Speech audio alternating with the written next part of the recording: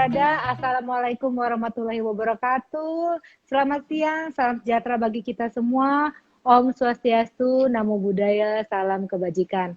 Baik, jumpa lagi pada hari ini, hari Selasa, tanggal 29 Desember 2020, dalam IG Live, Obras Hukum, BPSDM Hukum dan HAM dengan penyuluh hukum BPHN.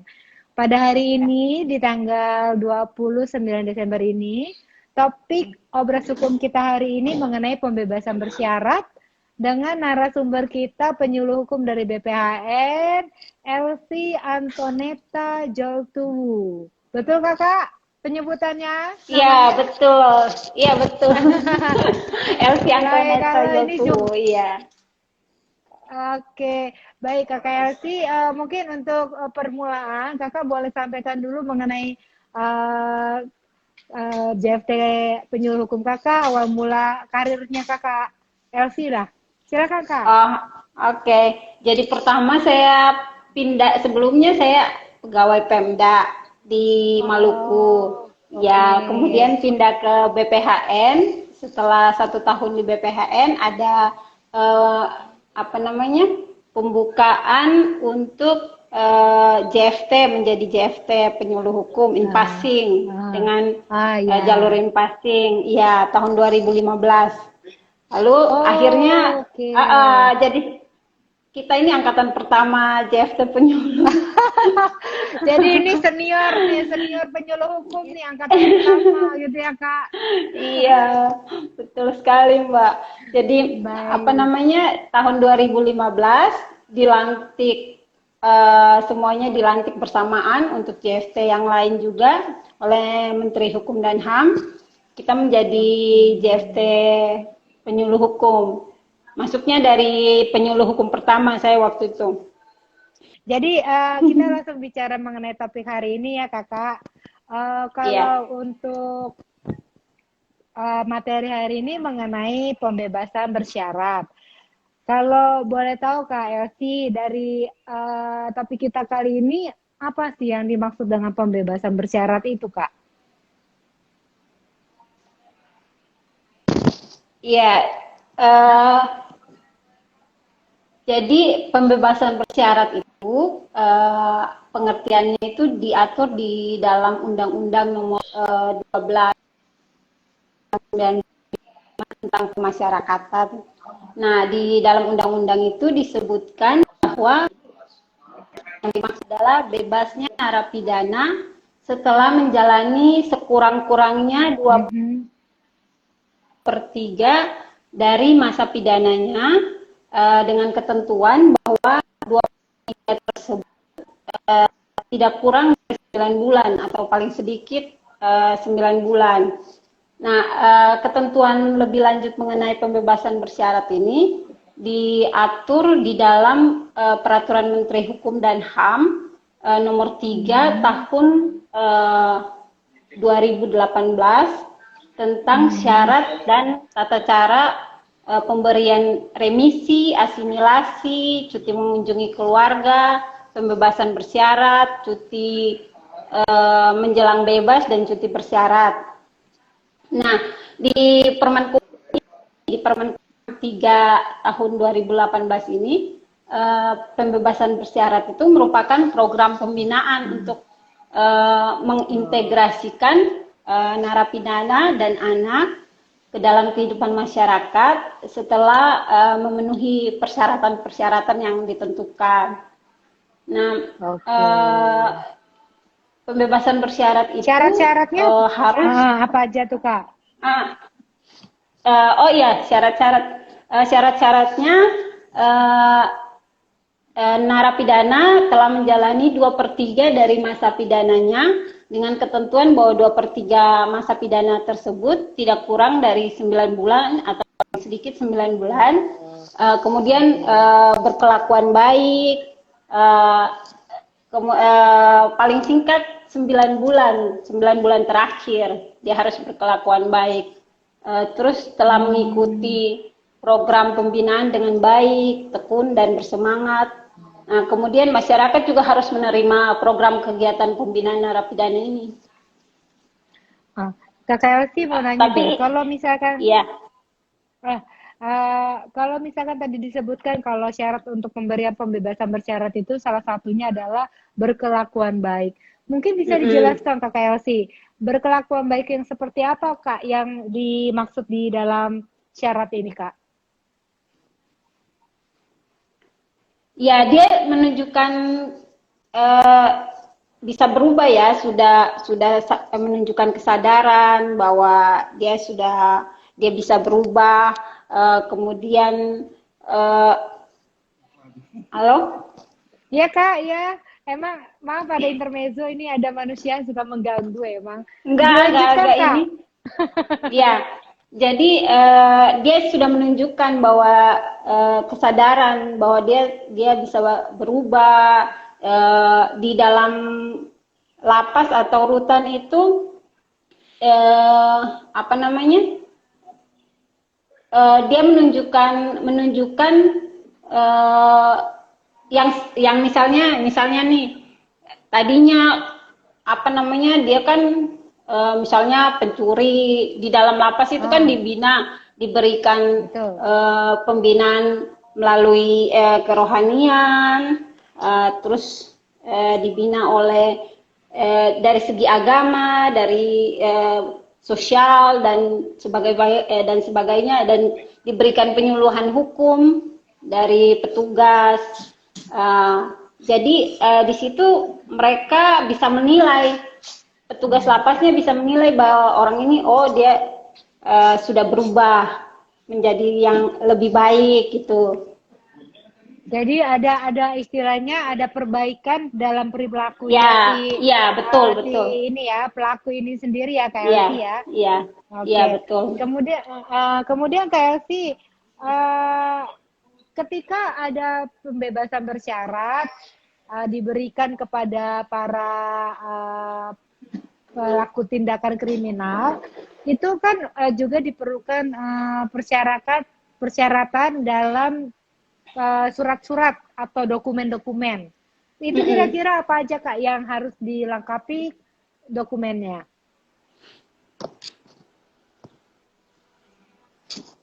Iya, eh, kelengkapan dokumennya antara lain fotokopi kutipan putusan hakim dan berita acara pelaksanaan putusan pengadilan, terus laporan perkembangan pembinaan yang ditandatangani oleh kepala lapas, kemudian laporan penelitian kemasyarakatan yang dibuat oleh PK ya, pembimbing kemasyarakatan yang Pembebasan diketahui masyarakat. oleh iya, diketahui oleh kepala Bapas, ada yang namanya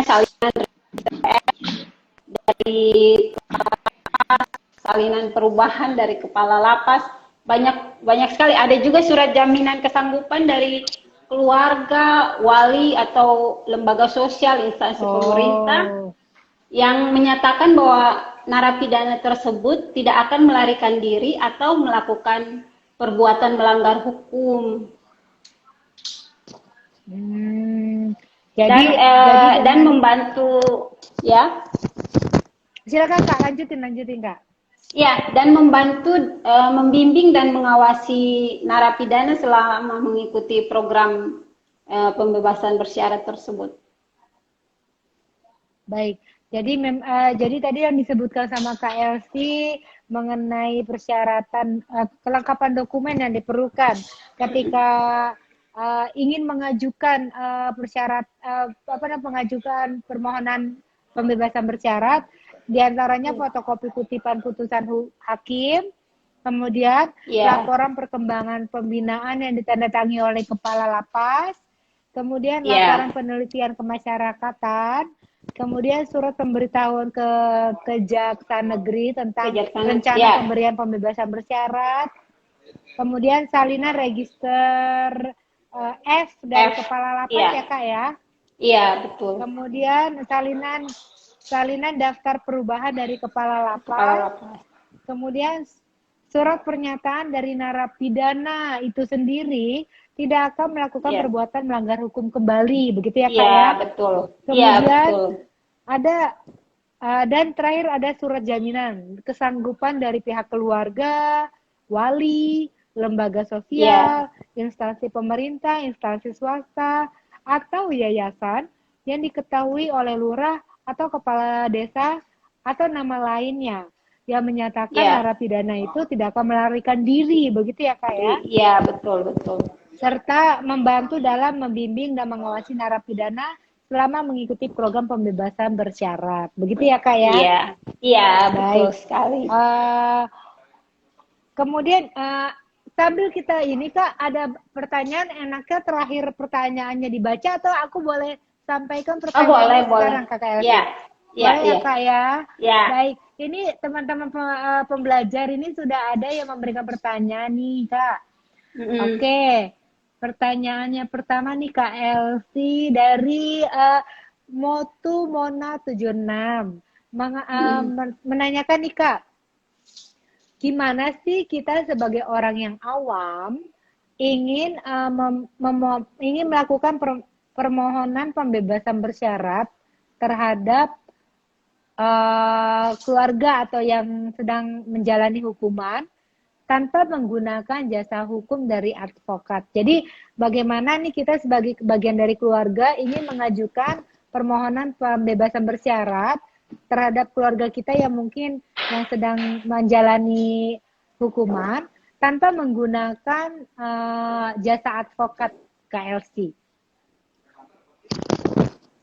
Iya, jadi itu bisa datang langsung ke apa namanya ke lapas atau bisa konsultasi ke Kanwil Kementerian Hukum dan HAM mengenai Oke. syarat apa saja yang harus dia penuhi. Namun untuk sekarang ini karena COVID-19 pengurusan ada beberapa lapas atau rutan yang sudah ada aplikasi pengurusan PB secara pembebasan bersyarat atau PB itu secara online. Jadi bisa Oh gitu. diunduh. Ada iya, ada kalau saya nggak Apa itu salah Kak? namanya Sipadu. Kalau tapi itu saya lupa ya di lapas mana. Tapi ada namanya aplikasinya Sipadu. Itu untuk pengurusan bisa download di Play Store untuk pengurusan Oke. apa namanya pengajuan pembebasan bersyarat secara online. Oke. Sekarang juga kan di lapas di seluruh Indonesia juga sudah ada pengusulan untuk online ya. Jadi yang mengurusi semuanya itu dari UPT. UPT mengusulkan ke Ditjen Pemasyarakatan, Ditjen Pemasyarakatan dengan tembusan Kanwil Kemenkumham. Oh gitu. Jadi ya, jadi semuanya bisa sekarang bisa online. Tinggal kalau yang saya nggak salah ya, itu yang di Sipadu itu bisa surat-surat atau bukti-bukti yang harus dilampirkan itu bisa semuanya bisa melalui aplikasi itu. Aplikasi. Oh, Iya, begitu. Baik. Jadi iya, untuk pertanyaannya tadi bisa diberikan penjelasan bahwa jika ingin mencoba mengajukan permohonan pembebasan bersyarat tanpa menggunakan jasa advokat, iya, bisa langsung bisa. download di aplikasi Play Store. Namanya si Padu ya Kak, betul Aduh, ya? ya, iya, iya, iya. Ya.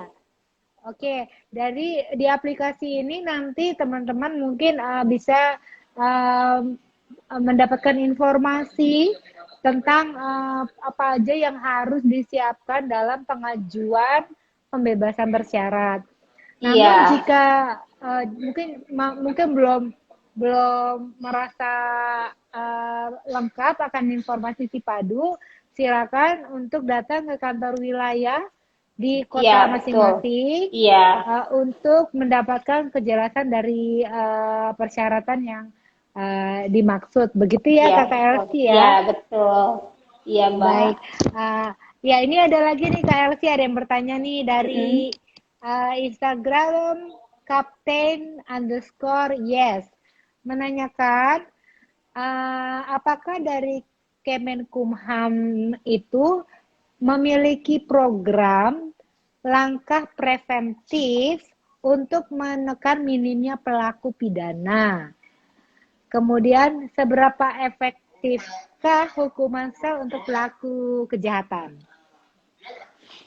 Ya, dari Kemenkumham sendiri, maksudnya kalau kita ya, biasanya sih kita melakukan penyuluhan hukum terpadu dengan instansi terkait seperti kepolisian atau kejaksaan untuk melakukan penyuluhan hukum kepada masyarakat untuk meningkatkan kesadaran hukum masyarakat sehingga mereka lebih tahu hukum. Jadi mereka menjadi sadar bahwa apa yang ini salah atau yang ini melanggar hukum.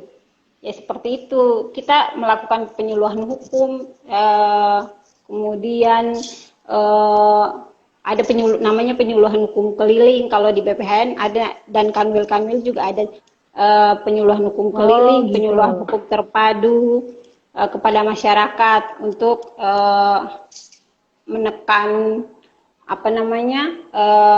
untuk memberikan informasi hukum kepada masyarakat agar mereka mengerti dan tahu dan kemudian sadar hukum. Sadar akan hukum ya. Iya, betul. Baik.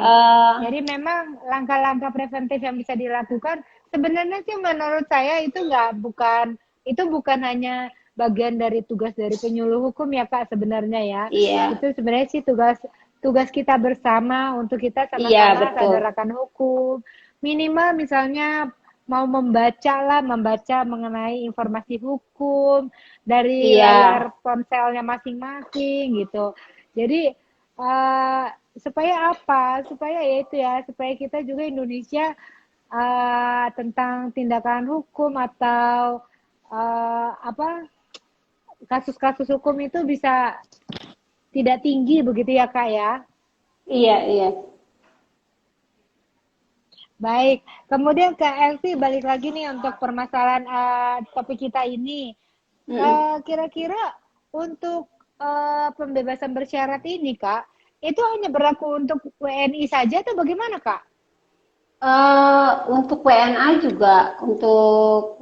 juga berlaku. Namun ada ya? Iya, jadi untuk WNA untuk tindak pidana umum dan tindak pidana khusus seperti kasus korupsi, kasus narkotika, itu juga mereka juga mendapatkan pembebasan bersyarat. Namun ada syarat khususnya gitu. Contohnya kayak seperti untuk dokumennya ya Kak? Bukan syarat khusus untuk syarat khusus untuk mendapatkan pembebasan bersyarat. Halo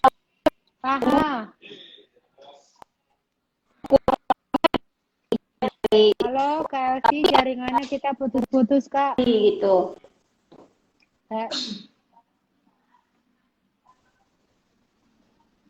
Baik, halo Kak. Ya, halo. Ini kayaknya jaringan kita nih lagi nggak stabil nih di lokasi kakak nih. Halo. Ya, halo. Ini gambar kakak jadi blur, hilang.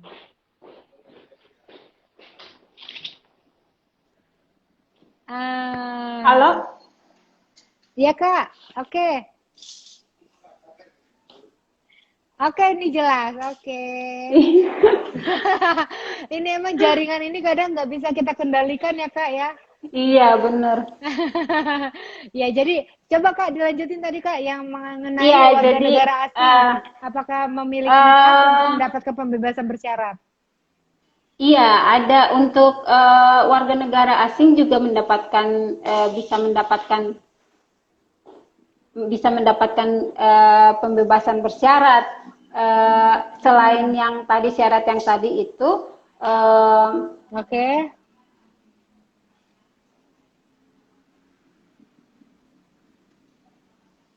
Ayo Kak, dilanjut. Halo, Kak Elsie, dengar halo, suara aku nggak? iya untuk warga negara asing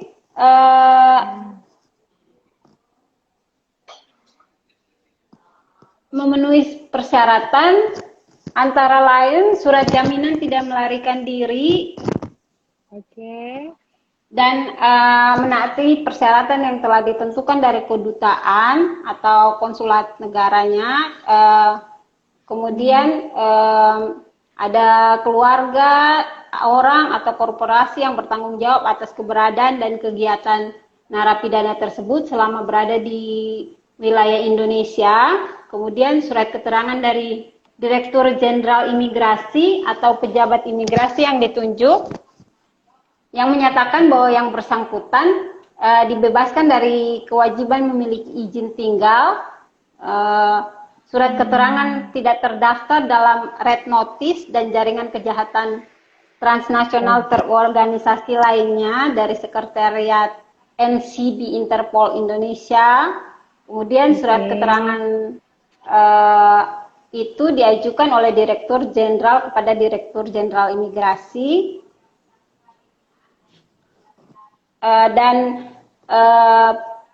penyampaian surat keterangan tersebut paling lama 12 hari waktunya itu. Baik. Oke, jadi selain warga negara Indonesia, warga negara asing pun memiliki hak dalam pembebasan bersyarat. Namun ada ketentuan yang seperti tadi disebutkan Kakak Elsie bahwa untuk warga negara asing itu harus memiliki surat jaminan, dokumen yang harus dilengkapi untuk warga negara asing itu memiliki jaminan bahwa tidak akan melarikan diri ya Kak ya, dan harus betul. menaati persyaratan yang telah ditentukan. Kemudian oke. Jadi kalau untuk pembebasan bersyarat ini Kak Elsie, itu tindakan pidana yang seperti bagaimana Kak yang berhak mendapatkan persyaratan pembebasan bersyarat itu? Gimana? Halo, gimana? Ya, iya Kak. Untuk syarat umum seperti yang tadi Kakak Elsie sampaikan, ya. Kira-kira untuk tindakan pidana apa yang bisa mendapatkan pembebasan bersyarat Kak? Tindakan pidana apa yang bisa mendapatkan pembebasan bersyarat? Iya. Ya, apa saja tindakan pidana apa Kak? Semua bisa ya. Pidana umum, pidana khusus termasuk terorisme, narkotika, korupsi, kejahatan terhadap keamanan negara bisa. Namun untuk yang terorisme, narkotika yang di atas 5 tahun, pidananya di atas 5 tahun, kemudian korupsi dan tindakan kejahatan terhadap keamanan negara itu ada syarat khususnya. Jadi saya kasih contoh aja syarat khusus untuk tindak pidana terorisme. Ya, yang pertama bersedia bekerja sama dengan penegak hukum untuk membantu membongkar perkara tindak pidana yang dilakukan. Kemudian menjalani asimilasi paling sedikit 1/2 dari sisa masa pidana yang wajib dijalani. Yang ketiga, menunjukkan kesadaran dan penyesalan atas kesalahan yang menyebabkan dijatuhi pidana dan menyatakan ikrar kesetiaan kepada negara Kesatuan Republik Indonesia secara tertulis bagi warga negara Indonesia.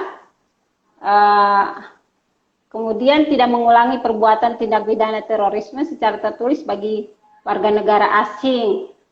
Selain itu, untuk tindak pidana terorisme ini harus melampirkan surat keterangan telah mengikuti program deradikalisasi kepada dari Deradikalisasi, Kalapit, ya. iya, kepada kepala lapas dan Badan Penanggulangan teroris. Nasional Penanggulangan Terorisme. Agak belibet ya ngomongnya Iya. deradikalisasi ini. Iya, deradikalisasi. Ya betul. Aduh. Iya, oke. Jadi untuk tindakan pidana yang mendapatkan persyaratan pembebasan bersyarat itu diantaranya bisa terorisme, narkotika, dan juga korupsi. Ya. Tadi pas kakak sebutin apa itu tadi korupsi, kok kayaknya saya ngebatin kenapa ya korupsi itu harus dibebaskan bersyarat? Mereka kan sudah melakukan kerugian ya, maksud harusnya nggak usah gitu loh dibebasin bersyarat untuk koruptor. Miskinkan saja gitu loh, maksud kalau koruptor itu kalau saya sih berpendapat miskinkan aja itu Ya, koruptor kita gitu, maunya, kapok. iya betul. Gitu Kita ya maunya sih KLC ya. begitu ya. Jadi memang mungkin tapi pemerintah atau negara memiliki kebijakan sendiri, punya Iya, pertimbangan sendiri mengapa iya betul. korupsi ini, pelaku korupsi itu memiliki hak dalam pembebasan bersyarat ya Kak ya. Iya. Tapi yang terorisme juga cukup ini sih sebenarnya kalau saya berpendapat terorisme juga ya ketika mendapatkan pembebasan bersyarat, saya mungkin jujur aja ketika ada pelaku terorisme mendapatkan pembebasan bersyarat, saya juga merasa was-was juga sih Kak. Maksudnya ini benar akan tobat nggak ya? Benar akan cinta NKRI nggak ya? Jadi Iya. sebenarnya kita semua harus bersatu untuk memberikan kesadaran hukum bagi masyarakat Indonesia dimanapun berada ya.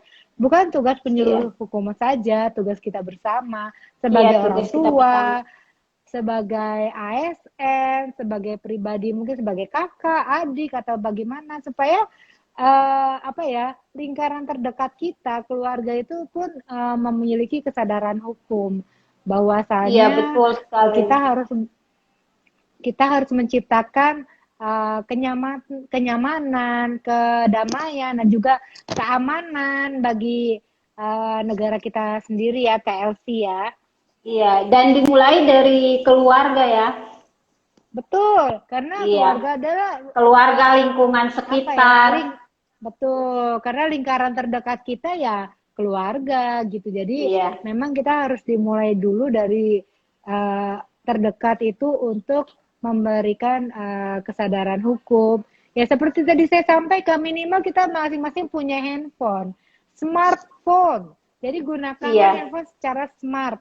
Gunakan handphone mencari informasi mengenai hukum. Begitu ya, Kak Elvi iya. ya. Apalagi sekarang kan anak-anak dari yang kecil-kecil semua sudah punya handphone. Harusnya sih bisa dimanfaatkan secara positif. Betul.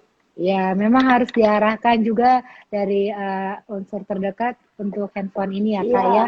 iya betul. Baik. Baik, kemudian Kak Elsi, oh ini ada yang bertanya tapi kayaknya sudah dijelaskan tadi apakah narapidana korupsi dan narkoba berhak mendapatkan pembebasan bersyarat. Tadi sudah disampaikan bahwasanya tindakan pidana yang mendapatkan pembebasan bersyarat itu diantaranya korupsi dan narkoba juga ya Kak ya.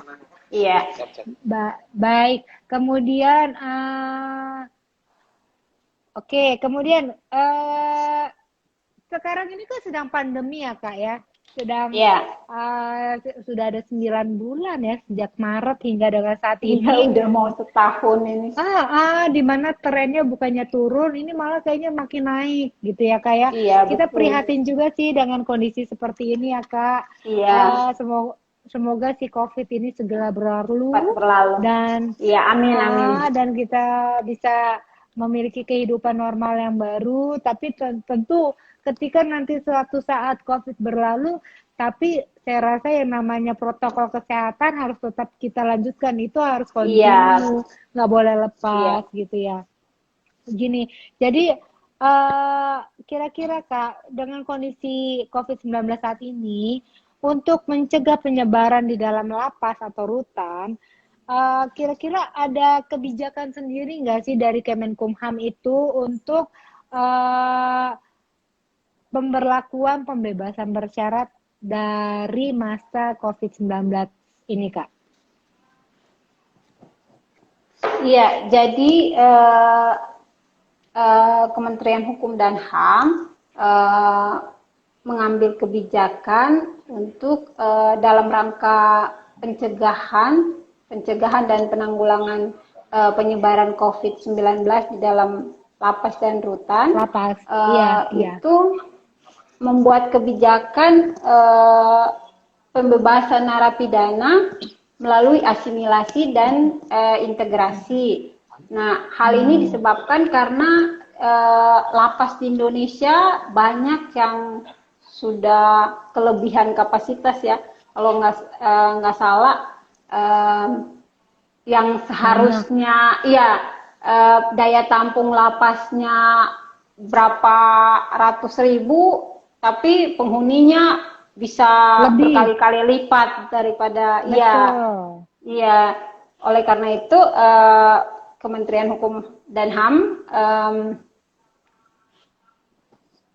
menanggulangi penyebaran COVID di dalam lapas itu kemudian mengeluarkan peraturan Menteri Hukum dan HAM nomor 10 tahun 2020 tentang syarat pemberian asimilasi dan integrasi bagi narapidana dan anak dalam rangka pencegahan dan penanggulangan penyebaran COVID-19. Dan ada satu lagi keputusan Menteri Hukum dan HAM nomor 19 tahun 2020 tentang pengeluaran dan pembebasan narapidana dan anak melalui asimilasi dan integrasi dalam rangka pencegahan dan penanggulangan penyebaran COVID-19. Baik, jadi untuk guna mencegah penyebaran COVID-19 ini di rutan dan juga lapas, jadi ada 2 peraturan ya Kak ya? Iya. Pertama, Kemenkumham nomor 10 tahun 2020 mengenai syarat pemberian asimilasi dan hak integrasi bagi narapidana dan anak dalam rangka pencegahan dan penanggulangan penyebaran COVID-19. Dan yang kedua adalah keputusan Menteri Hukum dan Hak Asasi Manusia nomor 19 tahun 2020 tentang pengeluaran dan pembebasan narapidana dan anak melalui asimilasi dan integrasi dalam rangka pencegahan dan penanggulangan penyebaran COVID-19. Iya, betul. Begitu ya Kak ya? Iya, betul. Kemudian ini Kak, kalau untuk pembebasan integrasi itu kan termasuk diantaranya ketika ada tuh yang namanya ketika hari kemerdekaan yang mendapatkan kebebasan, kemudian hari raya yang mendapatkan kebebasan, itu bagian dari pembebasan bersyarat juga ya Kak? Itu remisi asimilasi, asimilasi ya, dan remisi. Oh gitu. Itu asimilasi dan remisi ya Kak ya?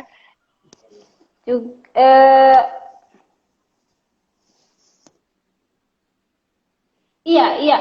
Dan pembebasan bersyarat juga sih. Oh begitu. Jadi untuk syarat-syarat umumnya itu juga sama seperti yang sebelum-sebelumnya, seperti yang tadi itu yang Kakak Elsie bilang. Untuk pembebasan narapidana, pembebasan bersyarat untuk karena COVID ini sama, yang untuk menjalani 2/3 dari masa pidana, kemudian narapidana tersebut yang sekarang ini yang narapidana tersebut tidak terkait dengan PP 99 atau bukan narapidana kasus korupsi. Jadi yang untuk kasus korupsi, terorisme, kejahatan terhadap negara dan narkotika tidak dibebaskan, tidak mendapatkan pembebasan bersyarat akibat COVID-19. Oh begitu. Jadi karena COVID-19 ini ada tindakan pidana yang tadi kakak sebutkan, korupsi, narkotika, teroris, itu tidak mendapatkan pembebasan bersyarat. Iya, yang untuk narkotika yang di atas 5 tahun tidak ya, di bawah bisa. Oh, Jadi yang di jadi atas 5 tahun mungkin dianggap sebagai kejahatan pengedar. berat kali ya? Iya, Kejahatan berat iya, gitu ya kak ya? iya. Oke, oke. Kemudian Jadi, ada juga syaratnya yang tidak sedang menjalani subsidiar dan bukan warga negara asing. Warga negara asing juga tidak mendapatkan pembebasan bersyarat untuk akibat oh, COVID-19 ini. oh oke. Oke, jadi dalam masa COVID-19 saat ini, beberapa tindakan pidana yang tidak bisa dilakukan pembebasan bersyarat itu ya seperti kakak sebutkan tadi, narkotika, Ya, korupsi, teroris, dan juga warga negara asing ya kak. iya, Dan untuk catatan saja, kalau yang narkotika itu mungkin masih dapat pembebasan bersyarat di masa COVID-19 ini jika hukumannya di bawah 5 tahun, begitu ya, kak? iya. Begitu ya? Oke, baik. Eh, kemudian nih Kak, ada pertanyaan nih Kak dari teman-teman sahabat pembelajar. Ya, oh, ya, Eh, Kak, dari Motu Mona 76. Kakak Elsie, untuk tindak pidana khusus ya, yang saya dengar tadi itu pembebasan bersyaratnya secara online. Bagaimana sih alur proses pembebasan bersyarat bagi narapidana khusus yang secara online, Kak? narapidana khusus. Iya, tindak pidana Ya, ya, khusus. ya, ya. Ah, Alur prosesnya dari UPT atau lapas, rutan dan sebagainya itu dari unit pelaksana teknis mengusulkan ke Ditjen Pemasyarakatan melalui atau dari Ibu. ya dengan tembusan Kanwil Kementerian Hukum dan HAM. Eh, Kemudian kalau yang pidana umum hanya sampai di Ditjen Pemasyarakatan, namun untuk eh, pidana khusus harus persetujuan Menteri Hukum dan HAM. Jadi dari Ditjen Pemasyarakatan akan Oh, dikirim ke Kementerian Hukum dan HAM untuk meminta hmm. persetujuan atas tanda tangan Menteri Hukum dan HAM, kemudian dikembalikan lagi ke Ditjen Pemasyarakatan. Jika memang disetujui, maka akan dikembalikan ke Ditjen Berikan. Pemasyarakatan, iya, dan dilanjutkan ke Kanwil dan UPT. Baik. Oke, jadi semoga pertanyaan Mbak tadi sudah terjawab ya. Kok Mbak sini aku so tau banget. Yang Mona 76. Semoga jawaban dari Kakak Elvi sudah menjawab ya. Nah, kemudian Kak Elvi untuk pertanyaan berikutnya nih Kak. Kira-kira dari pembebasan bersyarat itu Kak, itu ada nggak sih pembatalan atau dicabut? Uh, Iya, untuk pembebasan bersyarat bisa dicabut. Uh, Contohnya pembebasan bersyarat dicabut Direktur Jenderal Pemasarakatan. Halo, Mbak? Mulai lagi nih jaringannya. Halo? Ya, Kak. Halo? Tadi sempat ini Iya? nih, lost. Halo, Kak. Iya, Ya. iya. Jadi Direktur Jenderal Pemasyarakatan atas nama Menteri dapat mencabut keputusan pembebasan bersyarat terhadap narapidana dan anak. Ada syaratnya, ya. Halo, dengar Iya, nggak ya? Kak. Aku dengar, aku dengar. Di Dengar, sini Kak, dengar. agak-agak ini. Ya, jadi syarat pencabutan pembebasan bersyarat itu narapidana tersebut melakukan pelanggaran hukum dan ditetapkan sebagai tersangka. Oh, Iya, oke. jadi contohnya nih kasusnya Nah, apa John tuh, Kak? Kay. Jadi Oh, contohnya iya kasus benar, John, betul. ya itu kan dia mendapatkan pembebasan bersyarat tahun 2019. Kemudian dia ditetapkan tahun 2020 dia ditetapkan sebagai tersangka oleh kepolisian, tersangka pembunuhan berencana oleh pihak kepolisian sehingga Bapas Bogor mengusulkan untuk pencabutan hak pembebasan bersyaratnya. Sayang sekali ya, sebenarnya kalau udah dapat Iya, pembebasan bersyarat itu sih kita seharusnya bisa menjaga harusnya diri atau menahan dimanfaatkan. diri. Iya, betul Untuk sekali. Harus bisa dimanfaatkan dengan betul ya Kak ya, itulah makanya kalau kita karena kalau kita sudah berada dalam lingkungan yang salah, kita akan terbawa juga Kak, begitu ya Kak ya? iya, iya betul. Lama-lama akan terbawa juga. Baik, Iya. Kak Elsie, ini ada pertanyaan juga melanjutkan pertanyaan yang tadi mengenai apa tuh pembebasan bersyarat yang khusus tadi. Dia menanyakan pembebasan bersyarat itu kan ada perhitungannya. Mm-mm. Apakah Iya. untuk cuti menjelang bebas, cuti bersyarat atau cuti mengunjungi keluarga ada juga syaratnya Kakak Elsie?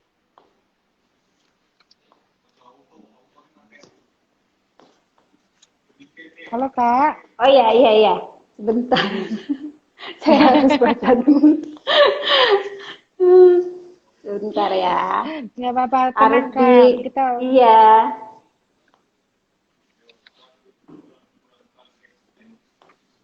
jadi kalau tadi pertanyaannya itu syarat ketika cuti menjelang bebas, cuti bersyarat atau cuti mengunjungi keluarga, itu persyaratannya apa aja Kak jika ada? Oke. Ini Oh harus ini dia. pakai salah. Iya. Syaratnya untuk cuti mengunjungi keluarga ada syaratnya.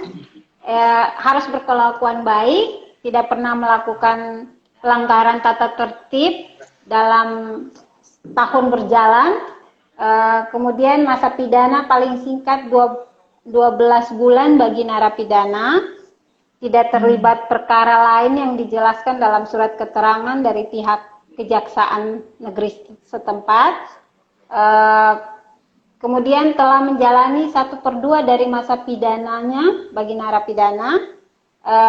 Ada permintaan dari salah satu pihak keluarga yang harus diketahui oleh ketua RT dan lurah atau kepala desa setempat. Dan ada jaminan keamanan dari pihak keluarga, termasuk jaminan tidak akan melarikan diri yang diketahui oleh lurah atau kepala desa setempat. Kemudian telah layak untuk diberikan izin cuti mengunjungi keluarga. Oke. Jadi tadi itu yang disampaikan nama Kakak Elsie adalah persyaratan-persyaratan untuk yang tadi cuti bersyarat dan cuti menjelang bebas ya Kak ya? Iya, iya, cuti Baik. mengunjungi. Oke. Keluarga. Iya, cuti mengunjungi keluarga. Baik. Baik Kakak Elsie. Ini untuk terakhir nih Kakak Elsie ada pertanyaan dari ini sepertinya saya kenal ini Erika.st. Ini menanyakan mengenai terkait isu pungli yang beredar di LP untuk mendapatkan pembebasan bersyarat. Bagaimana peranan penyuluh hukum dalam meluruskan isu atau hoax terkait? Silakan Kak.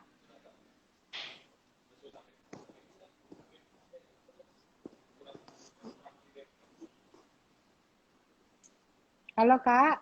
Halo, halo. Iya. Ya.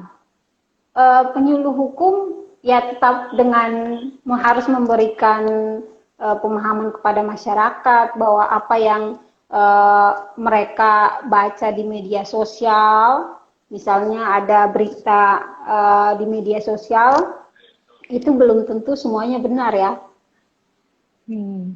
Ya, jadi kita harus memberikan pemahaman, memberikan penyuluhan, memberikan pengertian kepada masyarakat bahwa berita-berita yang di media sosial itu belum tentu benar. Mereka harus check and recheck atau cross check dari pihak lain sebelum mempercayai apa yang mereka baca dan mereka dengar di media sosial. Karena sebenarnya Menteri Hukum dan HAM juga sudah menyampaikan bahwa di lapas atau rutan itu tidak boleh ada pungli ya. Untuk pembebasan bersyarat saja semuanya semuanya gratis, nggak ada pungutan atau tidak ada pembayaran biaya, untuk tidak ada biaya ya Pak ya. ya. Iya, untuk pengurusan pembebasan bersyarat. Ya, betul. Jadi saya menyimpulkan apa yang diinformasikan Kakak Elsi tadi mengenai pungli atau sejenisnya yang terjadi di lapas. Itu jangan lantas langsung percaya. Bahwasanya memang perintah dari Menteri Hukum dan HAM juga berkomitmen untuk memberantas pungli atau korupsi yang misalnya ada di lingkungan Kemenkumham memang sudah tidak ada memang. Jadi kita berkomitmen untuk bersih dalam menjalani tugas kita masing-masing begitu ya. Iya, dan ini juga kalau nggak salah Pak Menteri menyatakan bahwa jika ada yang sampai ketahuan melakukan pungli maka akan dipecat. Jika ada pegawai yang melakukan pungli ya di lapas atau rutan akan dipecat. Betul. Ya ini catatan kita bersama. Ini yang kita harus bahwa semua ASN Kementerian Hukum dan HAM boleh berkomitmen seperti himbauan dari Menteri Hukum dan HAM bahwa kita harus komitmen untuk no korupsi, no tip, no pungli, no apapun di lingkungan Kementerian Hukum dan HAM, dari Sabang hingga Merauke, dari kantor wilayah, di UPT pun sama, jadi di kantor pusat pun sama. Mari kita sama-sama berkomitmen mengikuti arahan dari Menteri Hukum dan HAM. Baik, Kakak Elsi, terima kasih sekali buat bersama kita pada hari ini. Dan terima kasih banyak, Malia. Sama-sama Kak Elsi, senang bisa berdiskusi atau berbicara ngobrol bersama Kakak Elsi dengan pembahasan bersama pada hari ini. Terima kasih untuk semua sahabat pembelajar yang sudah menyaksikan IG Live pada hari ini. Hari ini 29 Desember 2020. Tidak terasa sebentar lagi kita akan masuk ke tahun 2021. Saya beserta seluruh teman-teman BPSDM Hukum dan HAM, terspesial buat Humas Protokol BPSDM Hukum dan HAM, mengucapkan selamat menyambut tahun baru 2021 buat KLC dan seluruh sahabat pembelajar dimanapun berada. Terima kasih. Semoga kita tetap sehat. Semoga di tahun 2021 lebih baik daripada tahun 2020.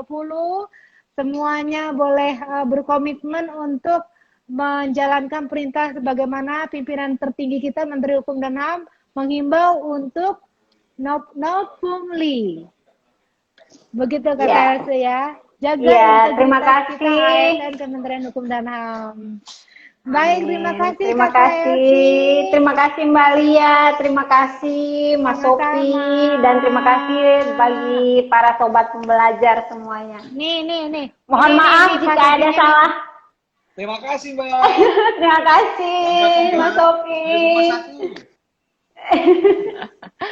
Terima kasih Mas Sofi. Terima kasih semua sahabat pembelajar, penyuluh hukum yang the best, Kementerian Hukum dan HAM yang sudah menjadi tamu Obras Hukum selama 2020. Mohon maaf jika terdapat kesalahan, baik perkataan, perbuatan, atau apapun yang tidak disengaja selama acara Obras Hukum. Baik, baik Kakak Yasi. Terima kasih semuanya. Terima kasih. Wassalamualaikum warahmatullahi wabarakatuh. Dadah.